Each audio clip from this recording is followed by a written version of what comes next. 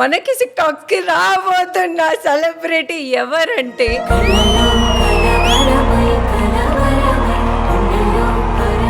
వీలయ మాలయ ఈలయ. Hello ma'am, మిమ్మల్ని చూడగానే నాకు ఒకటి అనిపించింది మ్యామ్. ఒక పదాన్ని తీసేద్దాం అనుకుంటున్నాను మ్యామ్. ఏం పదం? బ్యూటిఫుల్ అన్ని తీసేసి లయా అని పెడదాం అనుకుంటున్నాను. అయ్యో అయ్యో,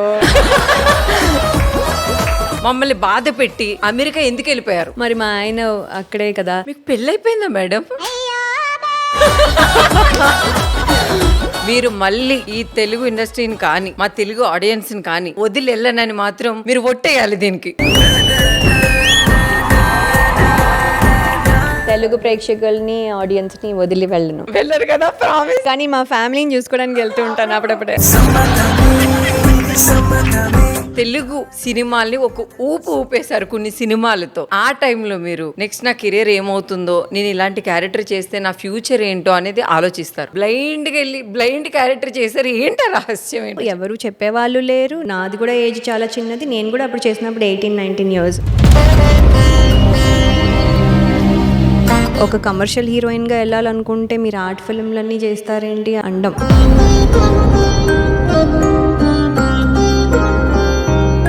ఏంటి ఇలా అంటున్నారు? దీని వల్ల నెక్స్ట్ ఫిల్మ్స్ కి ఇలాంటి ఎఫెక్ట్ కూడా ఉంటుందా? నాకేమీ అర్థం అలా.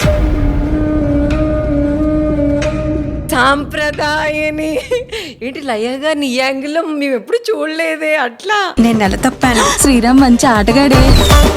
ప్యూర్ ఎంటర్టైన్మెంట్ అంతే. ఫస్ట్ సీన్ నుంచి లాస్ట్ సీన్ వరకు ఇంట్రెస్టింగ్ గా ఉండే ఒక సినిమా. పెళ్ళాన్ని చంపిన మొగుడిగా చరిత్రలో నా పేరు నిలిచిపోయే అవకాశం నాకు ఇవ్వకండి.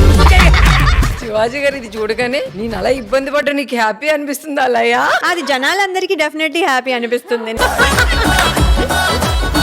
మంగపతి లాంటి ఆయన ఇలా మంగపతికే మంగపతి దొరికిందిరో.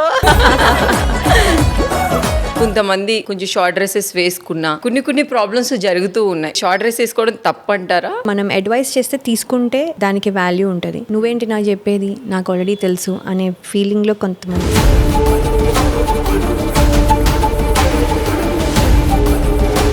మా శివాజీ గారు ఈ డ్రెస్సింగ్ విషయంలో చాలా ఫేస్ చేశారు. ఆయన ఏమనుకున్నారో ఆయన చెప్పారు. ఒక రెస్పెక్ట్ఫుల్ గా మనం చెప్పేది విని అర్థం చేసుకుని మైండ్ సెట్ చాలా తక్కువ మంది ఉంది.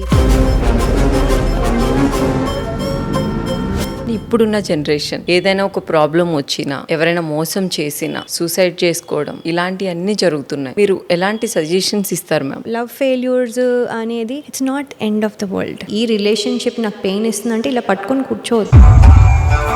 Let it go. మోసం చేసే వాళ్ళకి మీరు ఏం చెప్తారు మ్యామ్? తెలిసి చేసే వాళ్ళకి మనకి ఏం చేస్తామో దాన్ని రిటర్న్ మనకు వస్తుంది. మీకు చెడు చేసిన వాళ్ళకి ఆ రియాక్షన్ కొట్టడం మీరు ఎప్పుడైనా చూసారా మ్యామ్? నాకు పెద్ద ఇష్యూస్ అవ్వాల్సినప్పుడు కూడా నన్ను ఏదో ఒక పవర్ ప్రొటెక్ట్ చేసింది. I don't know what it is. ఒక వైఫ్ కానీ ఒక హస్బెండ్ కి కానీ ఒక ప్రాబ్లం వస్తే మీరు దాన్ని ఎలా సాల్వ్ చేస్తారు మ్యామ్? అసలు వైఫ్ అండ్ హస్బెండ్ దాంట్లో దూరకూడదు. ఎందుకంటే ఇన్ ది ఎండ్ వాళ్ళిద్దరు ఒకటే అయిపోతారు. మనమే పిచ్చి మొహాలు అయిపోతాం. మీ ఇంట్లో ఎప్పుడైనా ఇది చెయ్యొద్దులయా, అది చెయ్యొద్దని గొడవలు ఆడుకోరా మేడం? నాకు గొడవ వచ్చేది ఏదైనా ఉంటే, నువ్వు టవల్ ఎందుకు ఇక్కడ పెట్టావు, నేను కొత్తిమీర తెమ్మంటే కరివేపాకు తెచ్చావేంటి. చిన్న పిల్లల్ని, ముసలి వాళ్ళని, ఏజ్ తో సంబంధం లేదు, వాళ్ళని ఫిజికల్ గా ఇబ్బంది పెట్టి చంపేస్తున్నారు. మీరు ఎలాంటి శిక్ష వేస్తారు అలా చేసిన వాళ్ళకి? లా కఠినంగా ఉండాలి. బట్ ఏంటంటే ఫాస్ట్ గా ప్రాసెస్ అవ్వాలి. నా బాధే అది. బెయిల్ అంత ఈజీగా రాకూడదు. 10-15 years అయ్యాక ఇంకా జస్టిస్ వచ్చినా వాళ్ళు సగం జీవితం బతికేశారు. ఇంత బ్యూటిఫుల్ లైఫ్ ఇచ్చినందుకు ఒక్క మాట చెప్పాలంటే సార్కి ఏం చెప్తారు? ఇదే సార్. అయ్యో, నేను రోజు చెప్తాను. నేను ఇవాళ ఇక్కడ వచ్చి చేస్తున్నాను. నేను నా సినిమా కానీ నా ఇన్స్టాగ్రామ్లో ఏం పోస్ట్ చేసినా it's all because of my husband's support.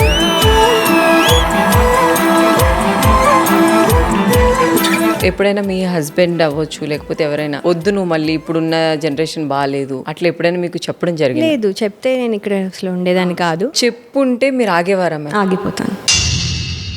ఎందుకంటే నాకు నా పిల్లలు, నా హస్బెండే ఫస్ట్. టాక్స్ ఈ శనివారం రాత్రి 8 గంటలకు మీ బిగ్ టీవీలో.